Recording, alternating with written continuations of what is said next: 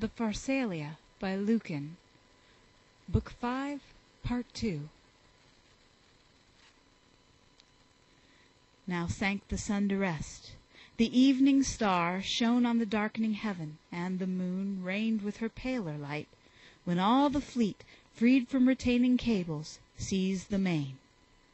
With slackened sheet the canvas wooed the breeze, which rose and fell and fitful died away, till motionless the sails, and all the waves were still as deepest pool, where never wind ripples the surface.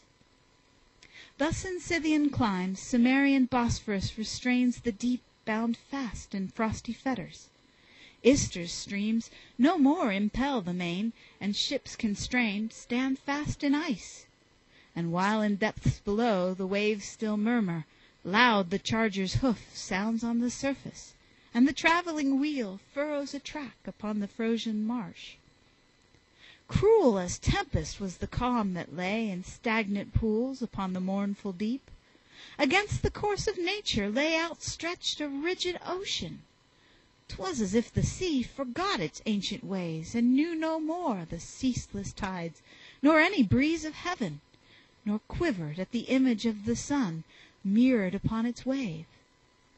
For while the fleet hung in mid-passage motionless, the foe might hurry to attack, with sturdy stroke churning the deep, or famine's deadly grip might seize the ships becalmed, for dangers new vows they find. May mighty winds arise and rouse the ocean, and this sluggish plain cast off stagnation and be sea once more. Thus did they pray. But cloudless shone the sky, unrippled slept the surface of the main, until in misty clouds the moon arose, and stirred the depths, and moved the fleet along towards the surrounding headland, and the waves and favoring breezes followed on the ships, now speeding faster, till their goal attained, they cast their anchors on Pelaiste's shore. This land first saw the chiefs in neighboring camps confronted, which the streams of Apsus bound, and swifter Genusus. A lengthy course is run by neither, but on Apsus's waves, scarce flowing from a marsh, the frequent boat finds room to swim, while on the foamy bed of Genusus, by sun or shower compelled, the melted snows pour seaward. Here were met, so fortune ordered it, the mighty pair, and in its woes the world yet vainly hoped that, brought to nearer touch, their crime itself might bleed abhorrence. For from either camp voices were clearly heard and features seen. Nor e'er, Pompeius, since that distant day when Caesar's daughter and thy spouse was reft by pitiless fate away, nor left a pledge, did thy loved kinsman, save on sands of Nile, so nearly look upon thy face again. But Caesar's mind, though frenzied for the fight, was forced to pause until Antonius brought the rearward troops, Antonius even now rehearsing Lucas's fight. With prayers and threats Caesar exhorts him. Why delay the fates, thou cause of evil to the suffering world? My speed hath won the major part. From thee fortune demands the final stroke alone. Do Libyan whirlpools with deceitful tides uncertain separate us? Is the deep untried to which I call? To unknown risks art thou commanded? Caesar bids thee come, thou sluggard, not to leave him. Long ago I ran my ships midway through sands and shoals to harbors held by foes, and dost thou fear my friendly camp? I mourn the waste of days which fate allotted us. Upon the waves and winds I call unceasing. Hold not back thy willing troops, but let them dare the sea. Here gladly shall they come to join my camp, though risking shipwreck. Not in equal shares the world has fallen between us.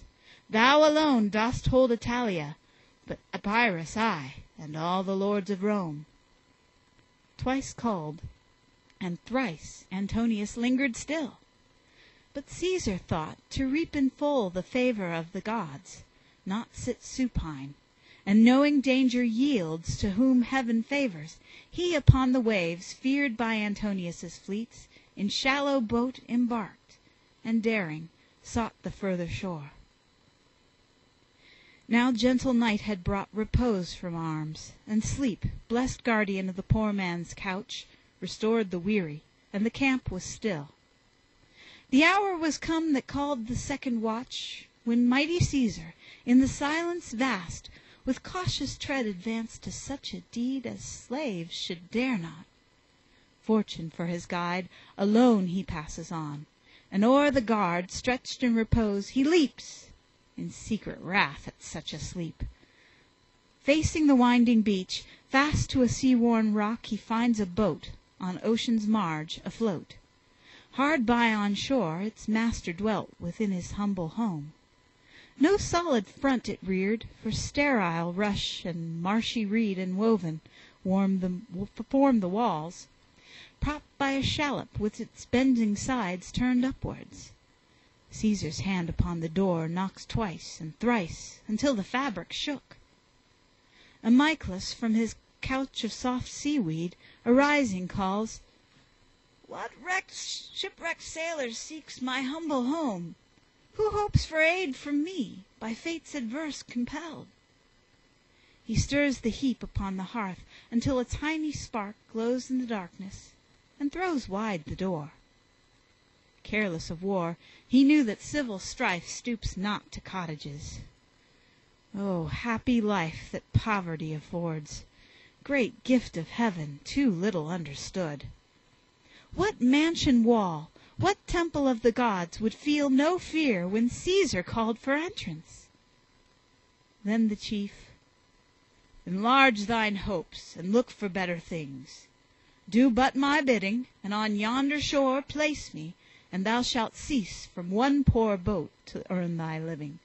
And in years to come, look for a rich old age, and trust thy fates to those high gods whose wont it is to bless the poor with sudden plenty." So he spake, e'en at such a time, in accents of command, for how could Caesar else? Amyclus said, "'Twere dangerous to brave the deep tonight. The sun descended not in ruddy clouds or peaceful rays to rest. Part of his beams presaged a southern gale, the rest proclaimed a northern tempest, and his middle orb, shorn of its strength, permitted human eyes to gaze upon his grandeur. And the moon rose not with silver horns upon the night, nor pure in middle space, her slender points not drawn aright, but blushing with the track of raging tempests, till her lurid light was sadly veiled within the clouds. Again the forest sounds, the surf upon the shore, the dolphin's mood uncertain where to play, the sea-mew on the land, the heron used to wade among the shallows borne aloft and soaring on his wings. All these alarm. The raven, too, who plunged his head in spray as if to anticipate the coming rain, and trod the margin with unsteady gait. But if the cause demands, behold me thine. Either we reach the bidden shore, or else storm in the deep forbiddeth. We can no more."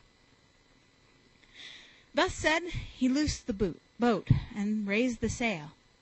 No sooner done than stars were seen to fall in flaming furrows from the sky. Nay, more, the pole star trembled in its place on high. Black horror marked the surging of the sea.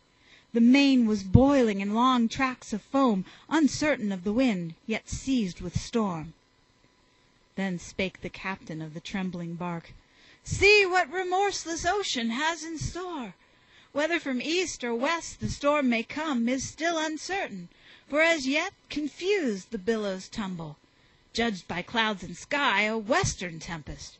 By the murmuring deep, a wild southeastern gale shall sweep the sea. Nor bark nor man shall reach Hesperia's shore in this wild rage of waters.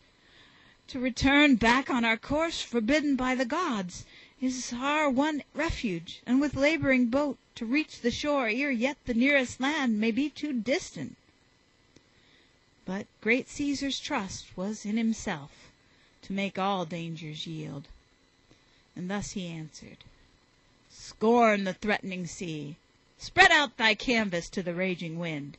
If for thy pilot thou refusest heaven, me in its stead receive. Alone in thee one cause of terror just. Thou dost not know thy comrade, ne'er deserted by the gods, whom fortune blesses e'en without a prayer. Break through the middle storm, and trust in me.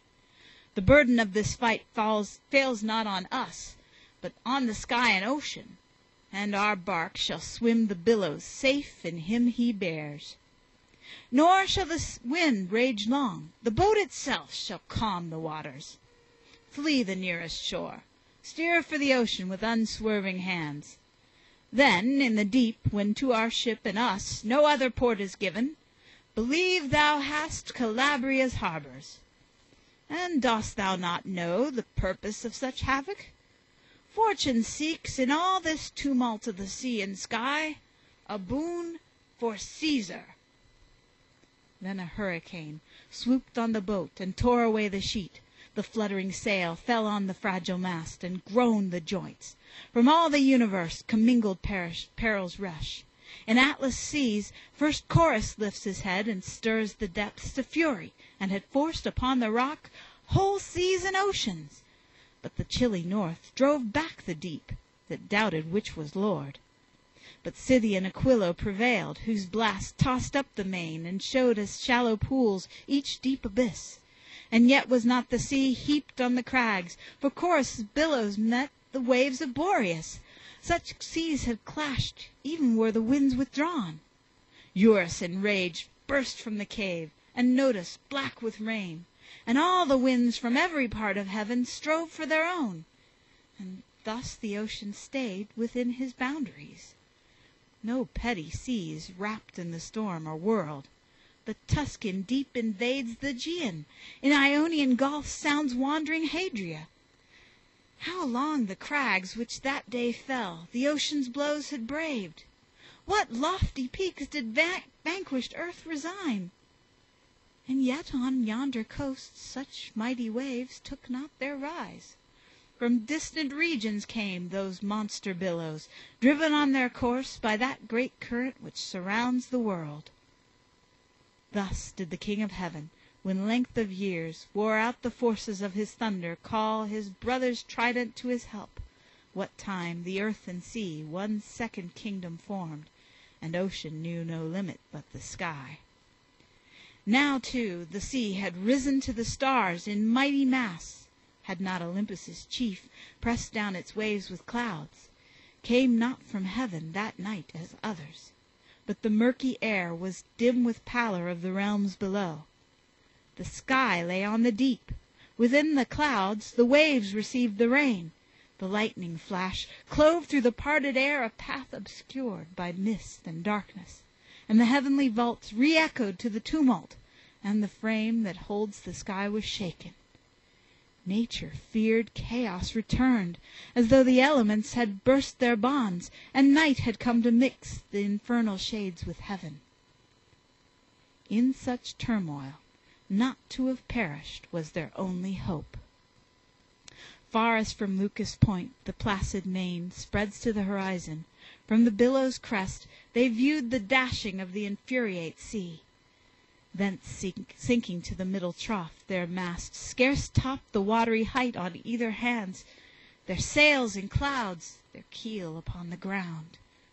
For all the sea was piled into the waves, and drawn from depths between, laid bare the sand. The master of the boat forgot his art, for fear o'ercame. He knew not where to yield, or where to meet the wave. But safety came from ocean's self at war. One billow forced the vessel under, but a huger wave repelled it upwards, and she rode the storm through every blast triumphant. Not the shore of humble Sason, nor Thessalia's coast indented, nor Ambratia's scanty ports dismay the sailors, but the giddy tops of high Ceraunia's cliffs. But Caesar now, thinking the peril worthy of his fates, "Are such the labors of the gods?" exclaimed. "Bent on my downfall, have they sought me thus, here in this puny skiff, in such a sea? If to the deep the glory of my fall is due, and not to war, intrepid still, whatever death they send shall strike me down. Let fate cut short the deeds that I would do, and hasten on the end. The past is mine. The northern nations fell beneath my sword. My dreaded name compels the foe to flee. Pompeius yields me place. The people's voice gave at my order what the wars denied. And all the titles which denote the powers known to the Roman state, my name shall bear. Let none know this but thou who hear'st my prayers. Fortune, that Caesar summoned to the shades, dictator, consul, full of honors, died ere his last prize was won. I ask no pomp of pyre or funeral. Let my body lie mangled beneath the waves. I leave a name that men shall dread in ages yet to come, and all the earth shall honor."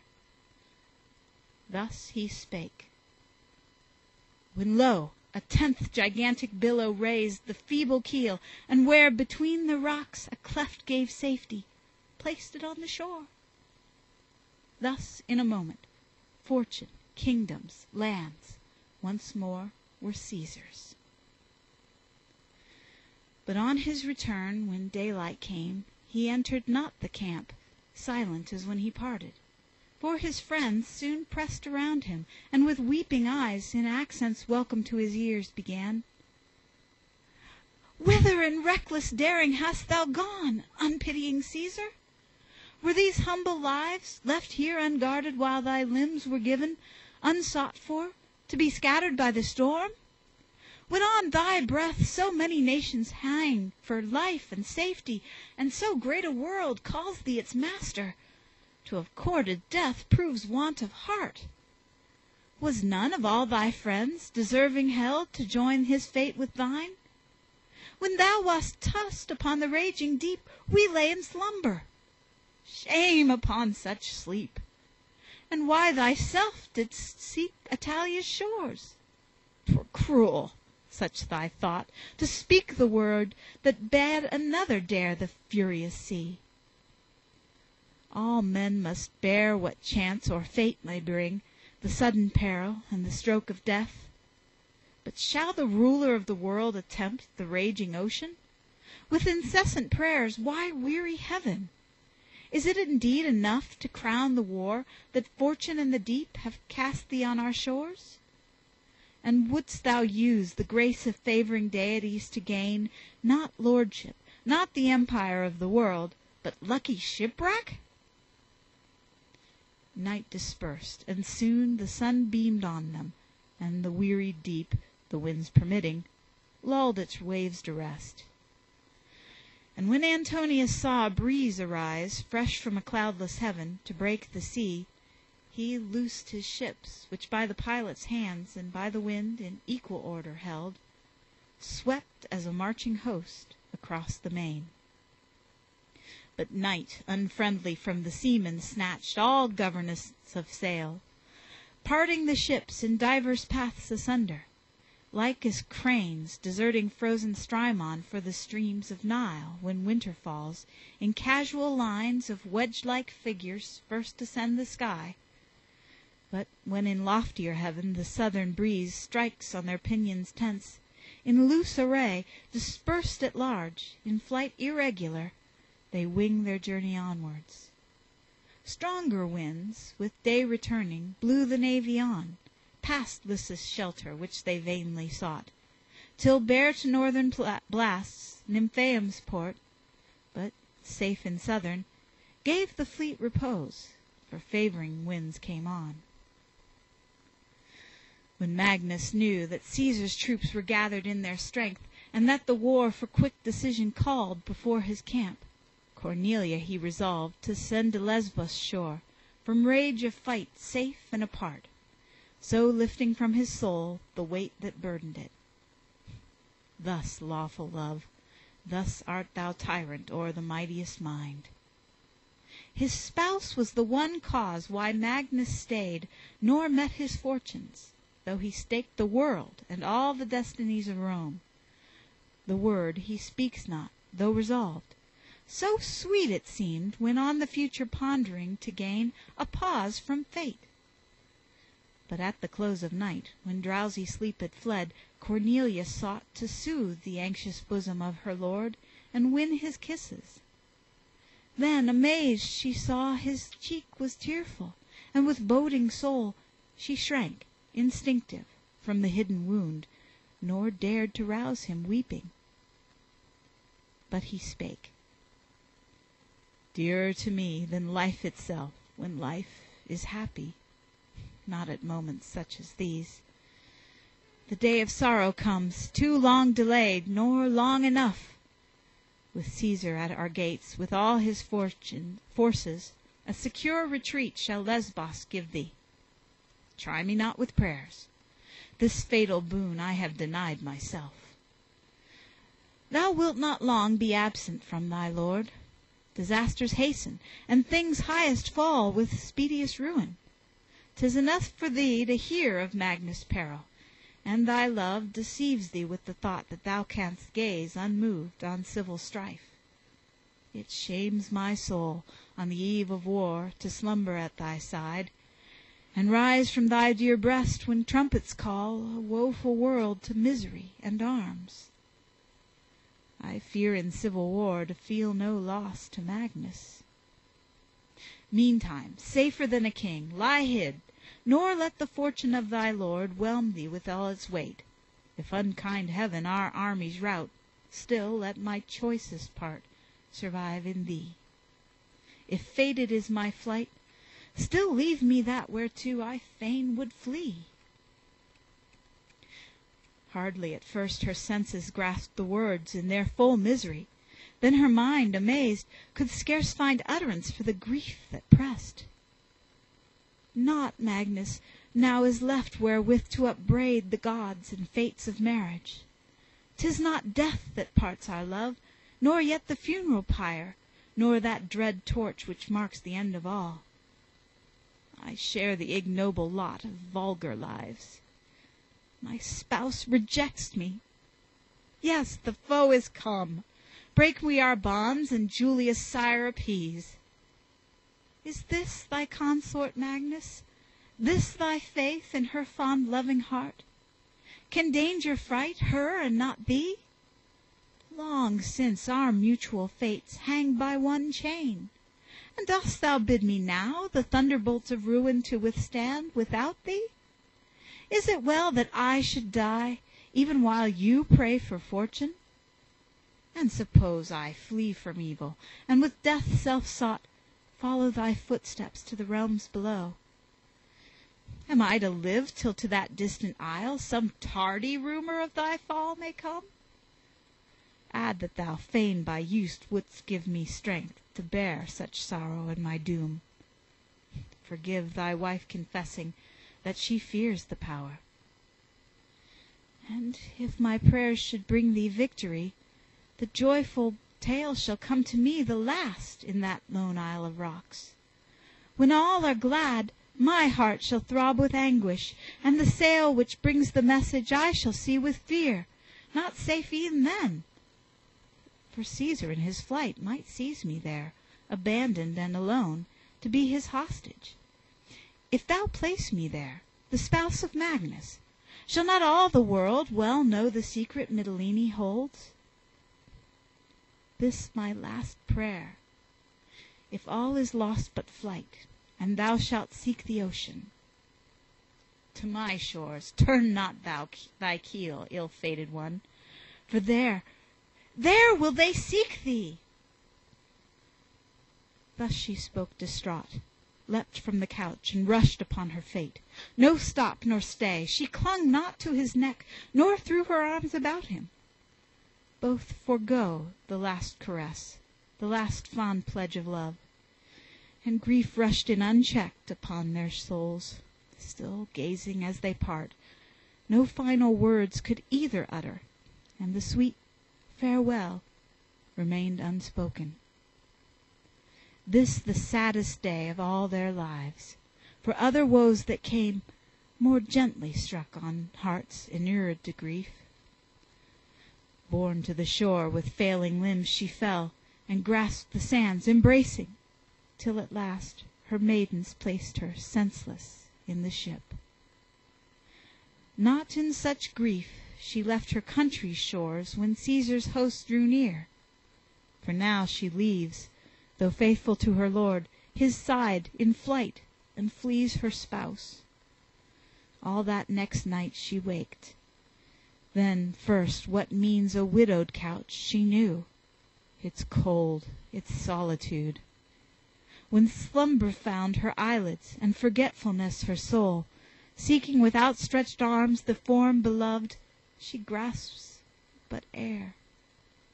Though tossed by restless love, she leaves a place beside her, as for him returning. Yet she feared Pompeius lost to her forever. But the gods ordained worse than her fears, and in the hour of woe gave her to look upon his face again.